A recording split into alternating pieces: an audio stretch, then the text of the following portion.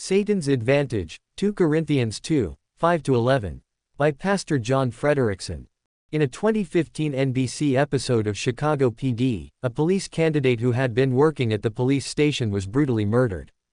Officers in the precinct wanted the city to pay for a gravestone and a plaque to honor this comrade.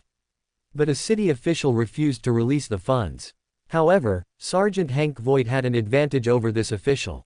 He brought an incriminating file on this official to his attention and threatened to make it public unless he signed off on this funding. With this powerful leverage, the official quickly changed his mind. Prior to Paul writing his second epistle to the Corinthians, one of the believers in this assembly had been practicing flagrant and gross immorality. Appropriately, and with Paul's instructions, many in the church had inflicted this individual with the punishment of withdrawing their fellowship and putting him out of the church. 2 Corinthians 2, 6. Thankfully, their positive peer pressure had reaped a good spiritual harvest. This believer had repented, changed his behavior, and proven his change was genuine.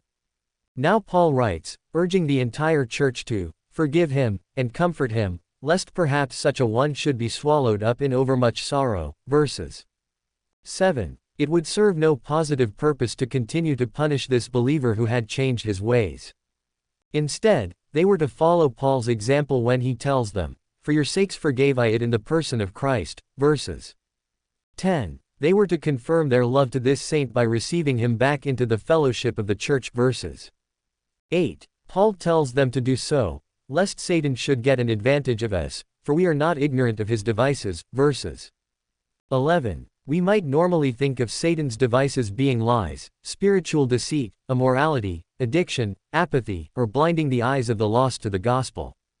While all of these are in Satan's toolbox, one of his most effective tools is to influence Christians to refuse to forgive fellow believers. When this happens, it robs the unforgiving one of peace, joy, spiritual growth, and a proper testimony for Christ.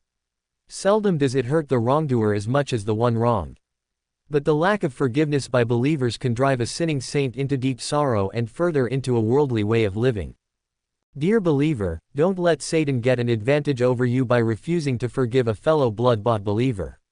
Instead, be ye kind, forgiving one another, even as God for Christ's sake hath forgiven you. Ephesians 4:32.